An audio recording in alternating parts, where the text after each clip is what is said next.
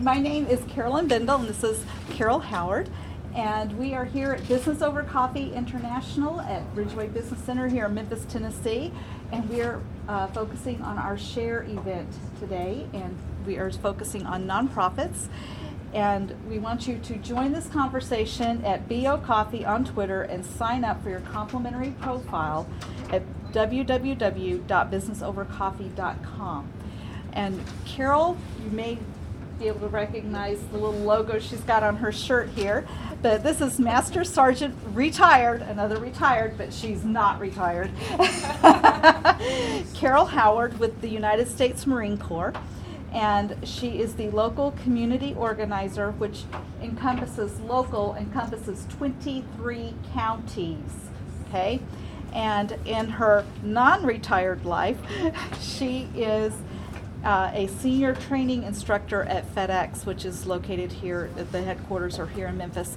And you're with Toys for Tots. And Toys for Tots, it's the Marine Corps Reserves, and FedEx is a huge sponsor in this area of Toys for Tots. And I have to give Fred Smith, and who is also a Marine, and FedEx a big pat on the back, because they recognize the importance of what she does, and she is let off work for pay. Your salary doesn't go away. Correct. During December while she's working Toys for Tots. And so it's actually November and December. November and December. I go back the first year. So that's amazing. Give FedEx a huge hand for that one. Yes, that is amazing. Okay, and our sponsor is Organo Gold with Rico. He is awesome over there, and he has a cup of coffee on Business Over Coffee just for you. Thank you. So you can find out more about that at betterlifebettercoffee.com. Okay, but so Toys for Tots. First of all, a brief history. Where did it start? Okay, a long time ago, I'm sure. A long time ago. It actually started back in 1947 when Major Hendricks, he was in the Marine Corps Reserves, and his wife found an old Raggedy Ann doll, and she fixed it up, and she said, "Hey, take this and give it to a kid that's in need." And that's how it all started, just from one Raggedy Ann doll. Wow. And that's usually how things like that do start. Exactly. Just one person doing one little thing, and then somebody finds out about it, and it builds. Exactly. And what does 23 counties of Toys for Tots entail for you? Well, it actually started out with just one county. I was just doing Shelby County. Uh-huh. And then it went to Tipton County. And then we kept getting complaints and said, hey, what about the kids in Mississippi? They wasn't being represented, and some of the counties in Arkansas wasn't getting represented. So we kind of branched out. Now I'm 23 counties, and this year I'm going to add 3 more additional counties in Mississippi. So when you see those boxes sitting at Target and all the other places, Right. buy an extra toy and drop it in there. Yes. Okay. Now, how does someone get to be a sponsor or whatever, have that box in there? Because businesses can also have those boxes, Yes. right? We have a website, midsouthtoysfortots.org, and you can go online, and there's a menu or icon that's on that website. You can volunteer. You can become a sponsor. You can hold an event. You can Now, hold an event. What would people do for an event? What would that be? A fundraising event? fundraising event. The Recycle Bike Shop has come on board, and this is like the 4th or 5th year. They do a motorcycle drive to raise funds and or toys. We have FedEx. All the departments at FedEx does something. I have one of the Tennessee Titan cheerleaders that's going to sponsor our masquerade ball this year. We have, we set up at the Mid-South Fair. I fundraise all year long. It's not just during the months of October, November, December. I have to do it all year long because we have so many kids that are in need. And last year we raised, we I guess distributed about 48,000 books because we teamed up with the American Literacy Council. And so all the kids that get toys through us also get a group of books for their age group. That was amazing. Yes. And I had some teachers that came in and got some of those books for their classrooms, and they were so grateful. So thank you so much for that. Oh, you're so welcome. Okay. Some of the other things that we do that we need help with, especially on the front end of the campaign, we don't have a permanent space, warehouse space for toys. So every year I have to find a warehouse space, beg up on a warehouse space. But after the program is over with, I have to pack everything up. And fortunately, I've had UWT logistics, pods. I got toys stored at trailer FedEx, at my cube in my office. So I have to find somewhere to place them. And then when the season kicks off again, I have to find another warehouse and reset up all over again. So the biggest obstacle that I face every year is having permanent warehouse space in. Okay, so anybody watching, anybody here, if you know of warehouse space, please contact Sergeant Howard at, again, give them your contact, how they can get in touch with you. You can send me an email, it's MissSouthToysForTots@yahoo.com, or the cell phone number for the Toys for Tots line is 901-239-2266. Okay. And now that information is on our website. Okay. Now, the article that was in the paper last year Yes. generated the Grizzlies It to be did. brought on board. Yes, yes. So- Coach Hollins reached out to me last year. They do a toy fundraiser every year. And last year, they did a big toy fundraiser, and the only thing they said was, we need you to come, get the toys, and get them distributed. That's awesome. That was awesome. So now, in uniform and everything, right? Exactly. And I get the Grizz, Zebo. Zebo, awesome! You had your picture taken. Yes. Okay, there are some perks, right? Definitely. Now, what can the everyday person do to help Toys for Tots? If they see one of the boxes out, buy a toy. The age group that we have the most difficult time getting toys to is going to be the kids that are 10, 11, 12. Because most people, when they purchase a toy, they buy for a toddler. Mm-hmm. And so the older kids, they don't get, a good selection of toys. And for Memphis, I go out and we pick up the toys for these kids, and they specify on there if they're black or if they're white. Well, what we do For the dolls, right? for the dolls, We need ethnic dolls. yes. We need, if you're out and about and you see Barbie, baby dolls, we need those dolls very much, very much. So that's mine and my daughter's thing, is that we see that. Right. And we're like, there's no more dolls for this little girl. She's got to have the baby that doesn't work. Well, it works, but Right. So we try and do that ourselves. We try and keep an eye out for that. But that's a big one. So sorry, that was just my little. And we have plenty of opportunities for volunteers. Like I said, we have to set up the warehouse at the beginning of the season. We have to break down the warehouse at the end of the season, get the toys stored. The process, because I get a lot of questions about how the process works, how do you get toys, who qualify for toys.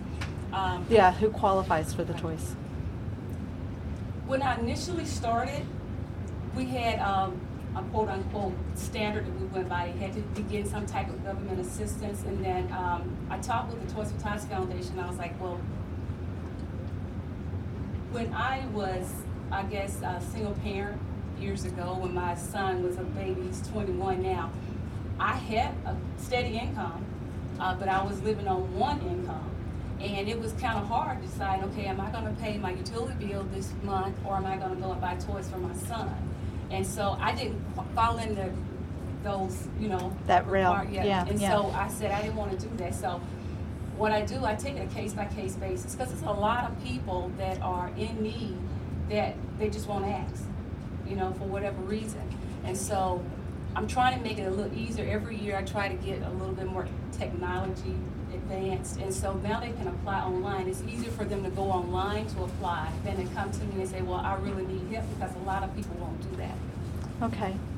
Now, churches, you do a lot through churches also, right? I do. I have churches that'll reach out to me and say, hey, I have this family or 2 or 3 families that we really need to get support from, and if they give me the ages and the sex, because when we when we get the toys in, we have to separate them by boy and girl, and then by age. This is a 2-year-old toy, this is a 3-year-old toy. And if they give me the age and the sex, then I'll pull toys for those kids and bag them up and get it to the churches.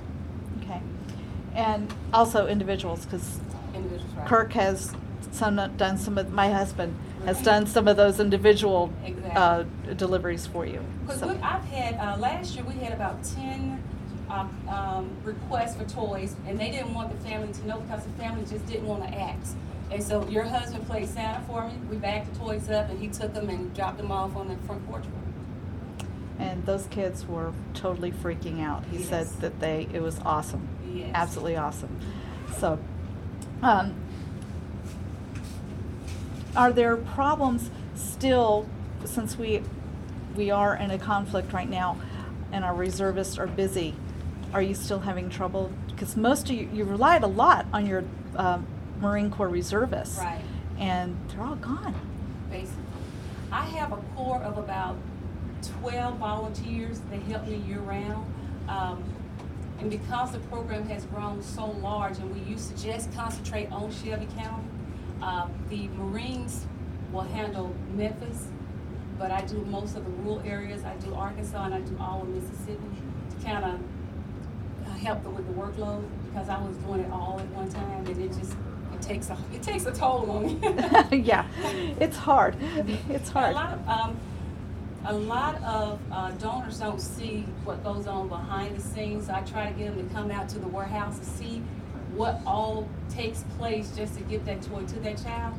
The foundation holds me to a standard. I have to account for every quarter that we get.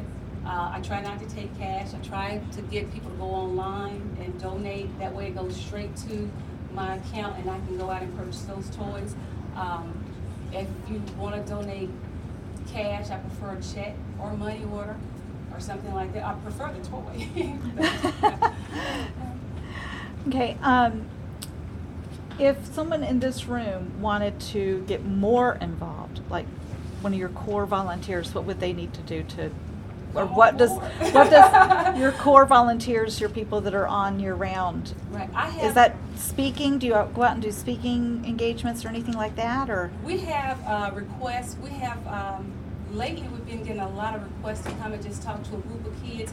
A lot of parents are having birthday parties and they're saying, instead of bringing a toy for my child, we're going to donate the toys to Toys for Tots, and they'll have me to come in and talk to them and tell them about the program and how it got started and what we're doing.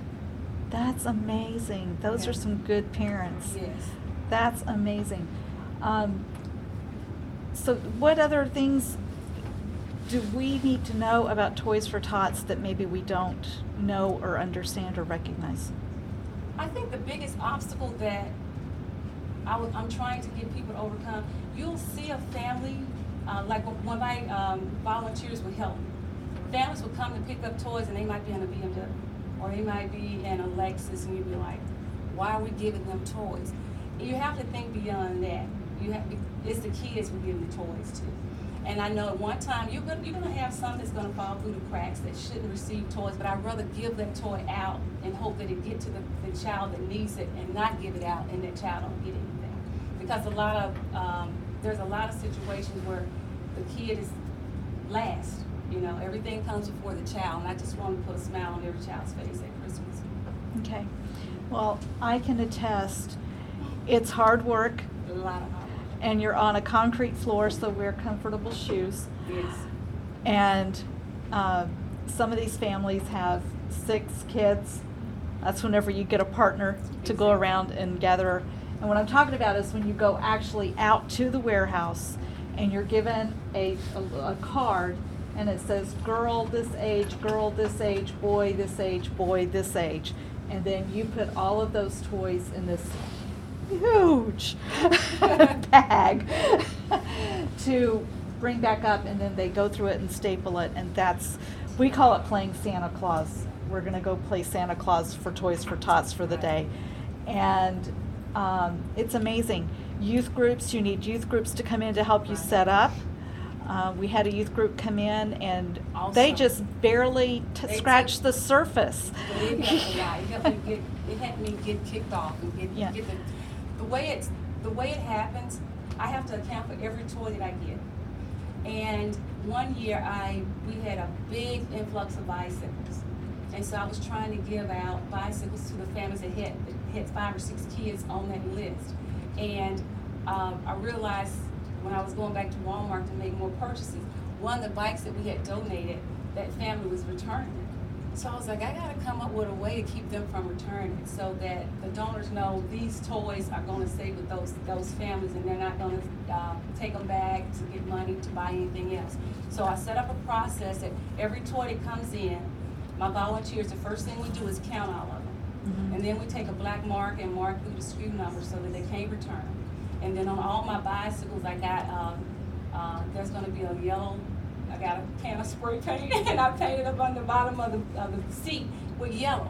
And when I made those purchases at Walmart and all the other stores that I made my purchases from, I said, hey, if you get something back and the UPC code is marked through, Toys for Tots ball that, do not return it. And so that's helped a lot. To ensure that those kids get the toys and the families are not returning. It creates an extra step that needs volunteers. Yes. Yeah. So youth groups, if you got youth groups that need to come out, please contact Carol. Right. If you got business groups that want to come together and do something, please contact Carol. And again, give your information so that we can all be able to get in touch with you without any problem. The website is MidSouthToysForTots.org. But the email is MidSouthToysForTots, all one word, @yahoo.com. And when you go online, you can pull up my email, my phone number, and you can get in touch with me. But you can also volunteer, and you can tell what you want to do as a volunteer. You want to help with in the warehouse setting up. You want to help with events. You want to help with breakdown. You want to help with delivering toys, picking up toys. Because last year we had over 500 locations that were drop box locations. I only have 12 core volunteers, so we had to get those boxes out there, and then we had to get them back. So we need help doing that. And FedEx again came in and they donated a truck for me to use to go around and pick up. But it was an older truck, and it died on me last year, so now I need a truck. But it was good while I had it. But I think in a pinch, because I've been at that warehouse and there's been several FedEx trucks that will drive up and they're loaded down. Oh, yes. But there's also several just the guy at church who had the pickup. Or the minivan. They take the seats out the minivans to get toys. Yeah, so please, this is a wonderful organization, dates back a long time, Marine Corps Reserves, Semper Fi. Okay, question? I used to work for 211 and still do some volunteer work there, and I can testify to the fact that in the month of December, our phone rings off the wall, people looking for toys for their kids. Unfortunately, by that time, the process is over, and we have to tell them that it's too late to apply. Is there anything that can be adjusted or done so that we can give different responses? Right. You know? I'd probably take applications further than anybody else of the organizations because they have to get a count on how many families and children they're Sure, going to I mean, help. I can certainly understand that, but I mean, I'm just representing that there is a tremendous need. Oh, yes, out there. I'd rather give the toys out than to have to store them. And I take this year application is going to start November 4th and go through November 24th. But I deliver toys on Christmas Day. If someone calls and they have a child that's not going to get anything, me and my husband, my son, my nieces, my co-workers, we're out delivering toys. So if we have the toys, I'm going to get them out. I'd rather get them out than You need have to her store 'em. contact information. Well, I mean, maybe there's some system of last minute list or something. Well, Yeah. I get so many emails, and my email goes straight to my phone. I never turn my phone off, well, with the exception is here. But I answer my emails daily, and I do get those requests. And not only that, we teamed up with the American Red Cross throughout the year for any residual toys that's left over. If they contact me and say, we had a family that was burnt out and they had 4 kids, then I replenish that toy box for those children. Awesome. Okay. I know when I was stationed at Fort Knox years ago, Toys for Tots would actually if they ran out of toys, which was very rare, they would actually go ahead and take their application for the next year and make sure that they're on the list for the next year. I don't know if that's something that you would do or. I've not ran out of toys.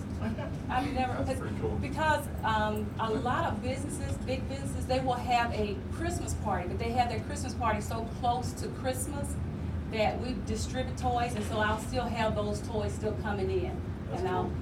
I gave out toys January 17th of this year.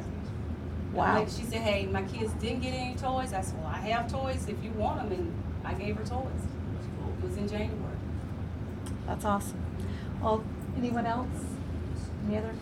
Well, thank you, Thank you. Sergeant Howard, Master you so Sergeant much. Howard, for coming in I and appreciate talking it. about Toys for Tots, and Thank you. maybe BOCI can have a box up here. I was thinking that too. Maybe get together as a group And, yes. and volunteer for one day, maybe a month or something like that, to come and help us. Yeah, BOCI it's awesome, y'all. as a- I just can't tell you how rewarding it is to go down and work and do this.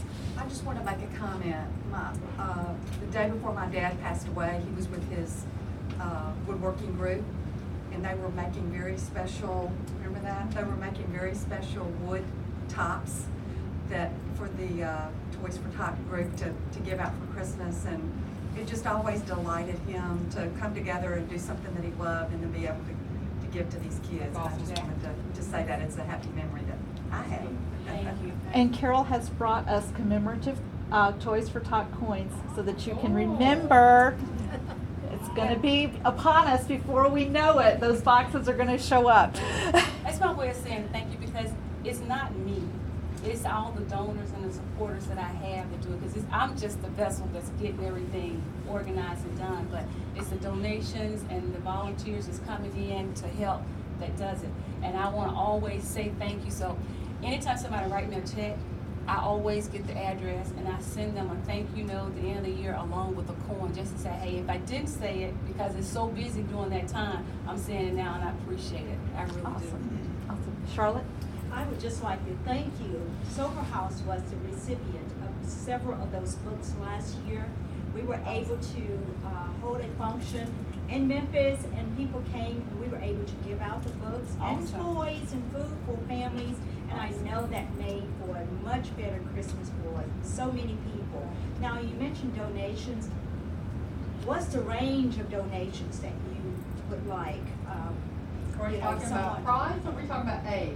No, For I'm the sorry, toys? for, you write a check, if I were to write a check, and I don't have $1 million in my account, and I want to contribute because I have been on the receiving end and I want to give back, it's the minimum? It's not a minimum. So I say, I would guess the minimum is whatever the change is you have in your pocket. Exactly. Exactly. That's what I want to Because know. I always think of Jerry Lewis. He'd always say, if everybody gave a penny, look at how much we'd all have. So, you know, Right. just give what you can. But on that note, let me add that we try to limit, if you purchase a toy, we try to limit to $30 because we don't want, and we don't get a whole lot of expensive toys, but I would hate to give this child a toy that costs $60 and this child toy here that costs $10.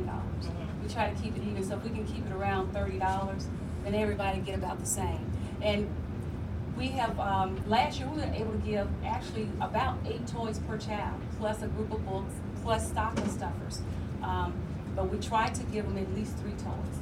And when we get them in, after we separate them by the age group and the sex, then we try to separate them by the amount that it's cost. So if I'm giving you a $30 toy, then the next toy I give you, I'll get from the $20 table, and the next toy will be from a $5 table. We try to keep it like that. We wouldn't give one child all $30 toys, and that's what we try to do. It's awesome. It's a wonderful, wonderful cause. And I think you'll be hearing from Business Over Coffee again. So thank you guys so much. I So, appreciate it. thank you, Sergeant Howard, for being here. And again, I want to get it right. Okay. Join on this conversation at BO Coffee on Twitter and sign up for your complimentary profile at businessovercoffee.com. And make sure you get that done, that you get Toys for Tots, Mid-South Toys for Tots, a profile set up. Okay? Thank you. All right, thank you. And again, thanks to FedEx for all they do too.